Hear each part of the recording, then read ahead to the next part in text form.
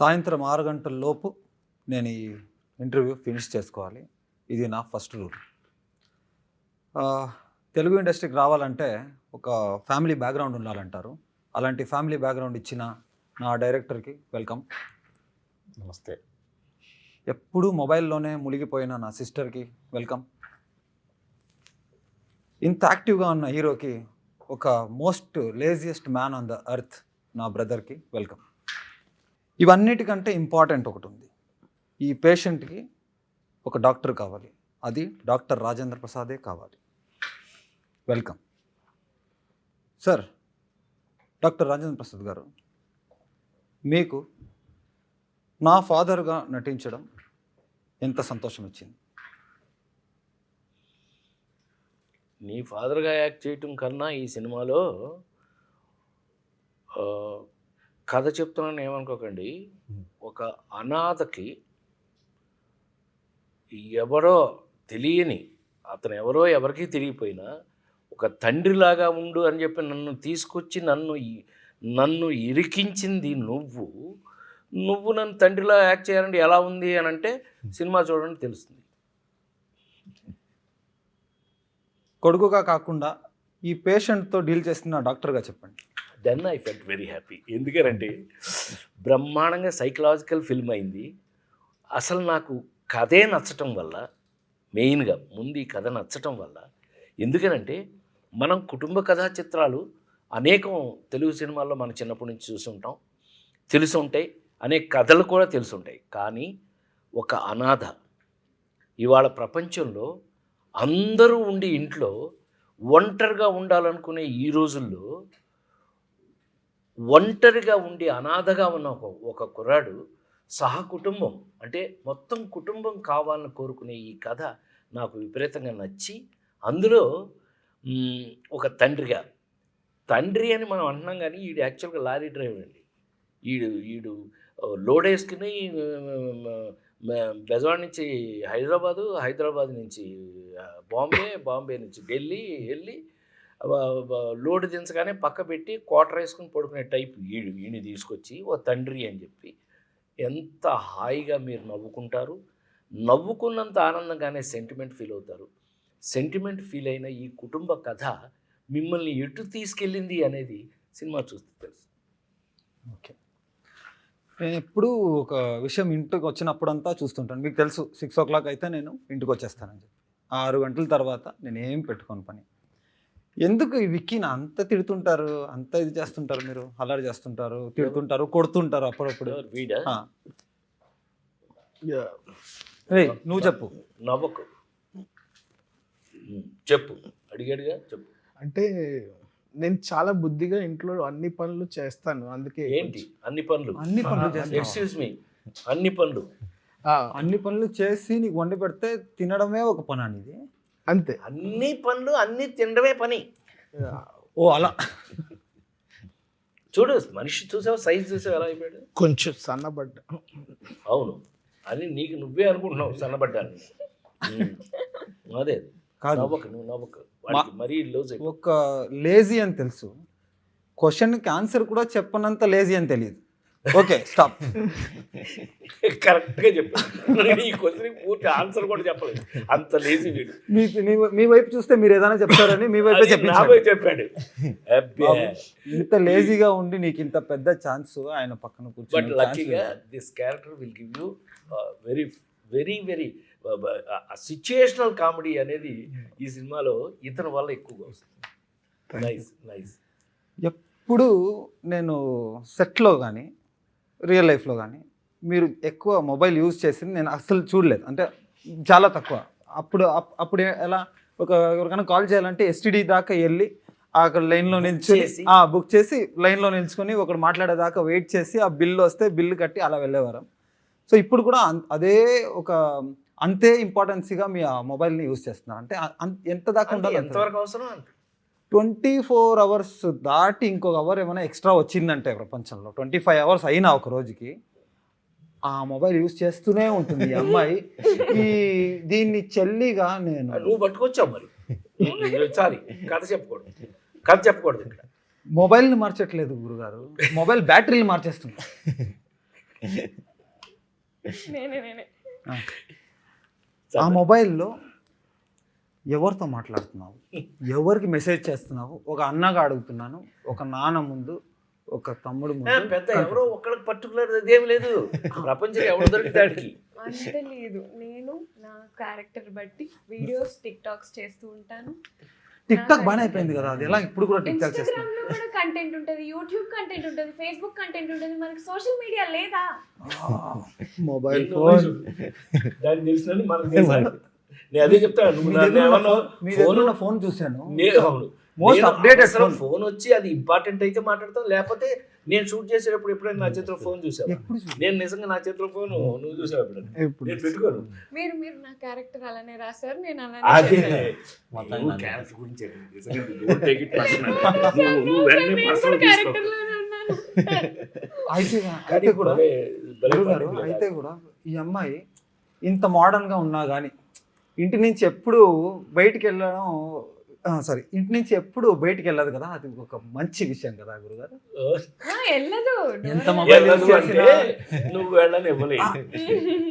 అది మీరు సినిమాలో చూస్తూ తెలుస్తుందండి, ఎన్ని రకాలు, ఎన్ని ఫన్లు, ఎన్ని రకాల చేష్టలు మీకు తెలుస్తాయి. బట్ ఎనీవే నైస్, మంచి క్యారెక్టర్, సంథింగ్ స్పెషల్, ఎలా కొత్త అనిపించింది? రకమైన చెల్లి. ఎలా అనిపించింది నాన్నకు డాక్టర్గా యాక్ట్ చేయడం? అదే నాకు ఆయన డాక్టర్గా యాడ్ చేయడం ఒక అదృష్టం. ఇలాంటి అదృష్టం ఎప్పుడు దొరకలేదు. అలాంటిది నేను ఆయన దగ్గర నుంచి చాలా చాలా నేర్చుకున్నాను, ఎవరితో ఎలా ఉండాలి. అండ్ బట్ ఒక్క విషయం మాత్రం నేర్చుకోలేదు కదా నువ్వు, ఏంటది? మొబైల్ యూజ్ చేయకూడదు ఎక్కువ అని. క్యారెక్టర్ అలాంటిదండి, నేను చేసేసాను. నాకు ఎప్పుడు కంటెంట్ చేయాలి అదే ఉంటది. ఎన్ని గొడవలు నేను అవుతుంటాయి. ఇంట్లోనే ఉంటాను, ఇంట్లోనే బతుకుతాను, అందరం ఇంట్లోనే ఉంటాం, ఇంకేం చేయాలి ఇంట్లో? చెప్పు. ఎన్ని గొడవలైనా ఇక్కడ మీరు చెప్పాలి. ఇక్కడ కొట్లాడుకుని చచ్చిపోతున్నారు, ఈ అమ్మాయి దాంట్లో ఒక కంటెంట్ వెతుకుతుంది తప్ప దాన్ని వచ్చి ఒక సాల్వ్ చేద్దాము అదంతా ఏం లేదు. చిన్న పిల్ల కదా పాపం. ఓకే, ఇవి రాసేది కొంచెం చిరాకు గురుగారు. నాకు ఎన్నో ఎగ్జామ్లలో ఫెయిల్ అయ్యాను, రాయలేక ఫెయిల్ అయ్యాను. ఇక్కడ తెలిసినా ఇక్కడ రాసేటప్పుడు ఏదో ఒక ఆలస్యం, ఏదో ఒక నిద్ర వచ్చేస్తుంది. ఆ బుక్ చూస్తే అలాగే ఒక స్లీపింగ్ పిల్స్ టాబ్లెట్ తాగినలాగా ఒక ఫీల్.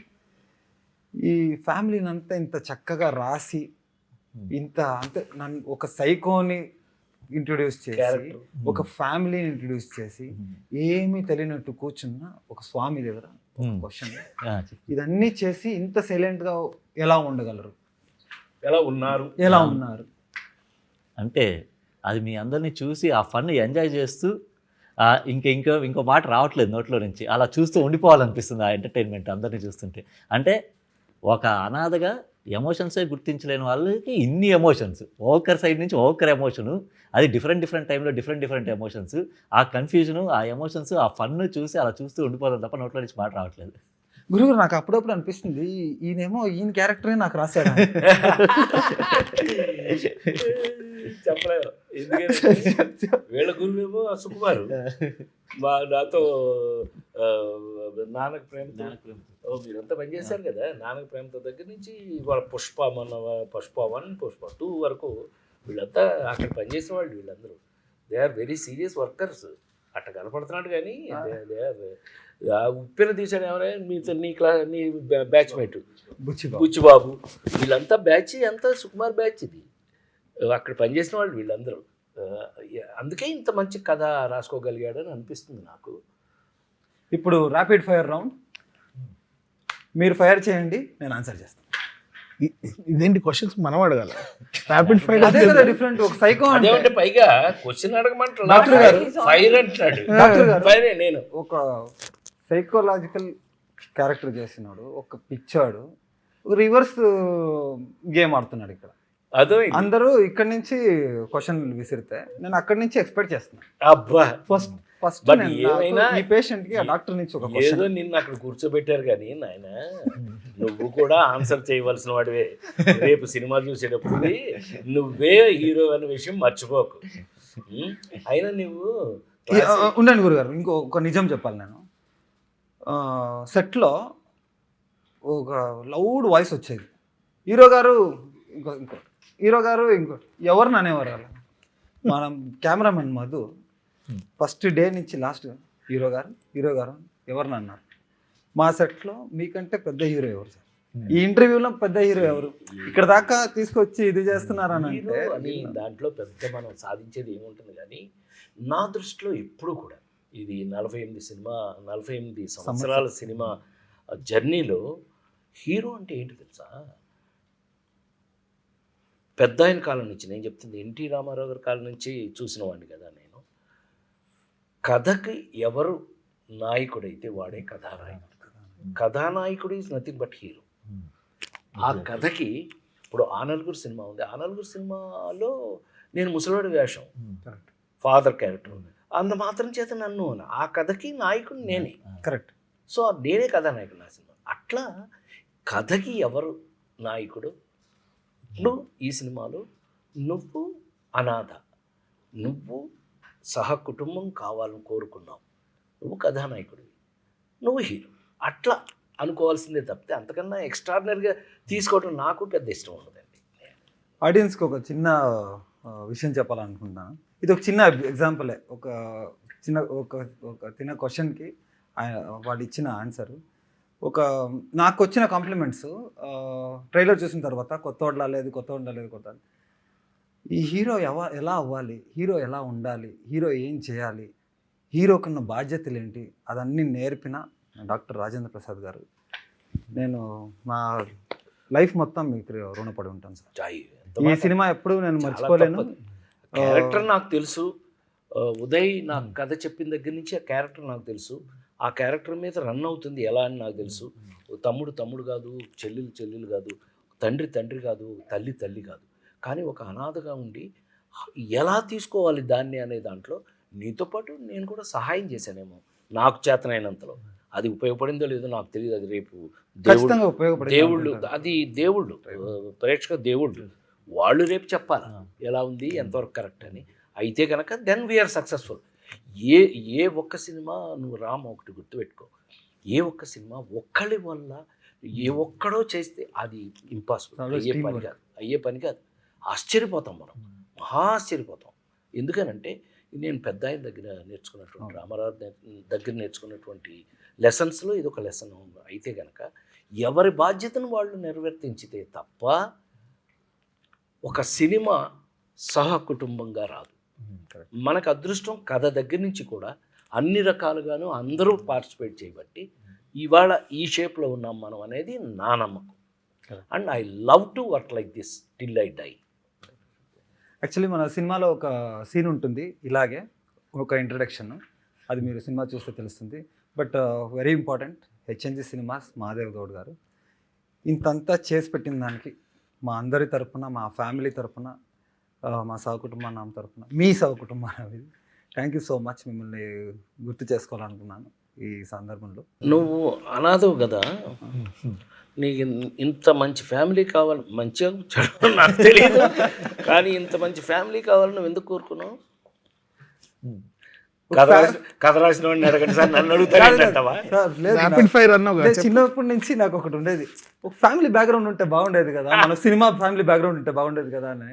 అది ఇలా వచ్చింది. బట్ ఈ సినిమాలో సినిమా చూసిన తర్వాత తెలుస్తుంది ఆడియన్స్కి ఈ మాట ఎందుకు చెప్తాను. Happy, nice to work. ఒక పబ్లో మనది ఒక సీన్ ఉంటుంది. అవును. అప్పుడు మీకు చెప్పలేదు, ఆ పోస్ట్ ఇట్ ప్యాడ్స్ వస్తాయి కదా, రాసేసి అతికిస్తారు. నేను టేబుల్ ఇటుపక్క ఉన్నాను కదా, ఇటుపక్క ఫుల్ అది అతికించుకున్నాను. మిమ్మల్ని ఇలా చూడడం, అలా చూడడం అని చెప్పడం, అలా చూడడం అని చెప్పడం.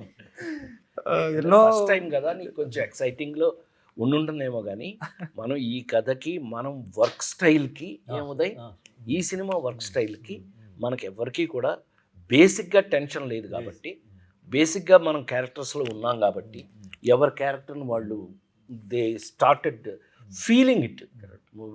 ఈ పిల్ల అయితే క్యారెక్టర్ బయట నేను ఎప్పుడు ఎప్పుడు క్యారెక్టర్ బయట ఎప్పుడు చూడాల. మనాడు కూడా దొరికిందే ఛాన్స్ అని చెప్పి తినేశాడు, మొత్తం ఏది ఇస్తే అది శుభ్రంగా తినేశాడు అని అనుకుంటాను నేను. లేదు లేవయ్యా, నువ్వు సర్లేవయ్యా, అప్పుడు ఏమన్నా షూటింగ్ అప్పుడు సార్ నేను మళ్ళీ మీరు చూసే టైంకి కొంచెం సన్నబడతాను సార్ అన్నాడు. యాక్చువల్లీ వదిలే వదిలే ఇంటర్వల్ బ్లాక్ లో మీ ఇద్దరి వల్లే అది రివీల్ అయింది. అది ఆడియన్స్ ఇంటర్వ్యూ బ్లాక్ ఎంత బాగుంటుంది. నువ్వు టీవీ కారణం ఇతరే. నువ్వు ఆ రోజు టీవీ చూడుకుంటే నా ఫ్యామిలీ నాతో ఉండేది. సరే ఇప్పుడు ఎందుకు కొట్టుకుంటారు? ఆ కథ చేస్తాం అయిపోయింది. ఇప్పుడు సరే ఎందుకని? ఇప్పుడు నేను ఒక క్వశ్చన్ అడుగుతా. సహకుటుంబనాం కదా, నాన్న ఉన్నారు, చెల్లి ఉంది, తమ్ముడు ఉన్నారు, నీకు ఎవరు ఇష్టం? అమ్మ పెట్టాడండి ఫిట్టింగ్. మన ఫ్యామిలీలో పెట్టాడు. మమ్మీని కూడా కలిపి చెప్పు. మా నలుగురిలో నీకు ఎవరు మమ్మీతో ఇష్టం? సహా. మమ్మీ ఇక్కడ లేదు, దుబాయ్ లో ఉంది. అయినా కూడా నీకు ఫ్యామిలీ మొత్తం కావాలి కదా, ఎవరు ఎక్కువ ఇష్టం చెప్పు, నిజం చెప్పు. అయిపోయాడు. ఇంకేముంది? No safe blank answers. Blank అయిపోయాడు. Gap rapid fire fast fast చెప్పాలి. ఫుల్ గ్యాప్ అయిపోయింది. ఫుల్ ఫ్యామిలీ వద్దు నాకు. ఆ, నువ్వు అసలు క్యారెక్టర్నే రివర్స్ ఒక్కరి పేరు చెప్పాలి టక్కర్. అంతా చూడండి, కానీ భలే సహకుటుంబానం పెట్టిన తర్వాత ఎవరు ఎక్కువ కాదు, ఎవరు తక్కువ కాదు, అందరూ కావాలి అని అందరూ అనుకో. కావాలి, కొట్టు. అందరూ కావాలి. అందుకే అందుకే నువ్వు ఒక్కరిని మనం అడిగితే select చేసుకున్నాడు. నువ్వు ఒక్కరిని అడిగితే నాకు ఎవరు వద్దు, అందరూ కావాలంటే అందరూ రావాలి. హాయ్. అందులో ఫస్ట్ చాలా అందులో ఫస్ట్ మా డాక్టర్ కావాలి, ఎందుకంటే నేను పేషెంట్. ఒక డాక్టర్ అట్లని కాదు, బాగా మంచి వర్క్ చేసాంగా మనం. Happy, very happy. మేము ఇంత సంతోషంగా ఎలా అయితే కుటుంబం కాకుండా కుటుంబం ఎలా అయిపోయామో, మీరు రేపు ఈ సినిమా చూసిన తర్వాత కూడా ఈ సినిమాలో మీరు కూడా ఒక మెంబర్ అయిపోతారని నేను గ్యారంటీ ఇస్తూ, తప్పకుండా సహకుటుంబానాం సినిమా థియేటర్లో చూడండి. నమస్కారం. Thank you sir, thank you.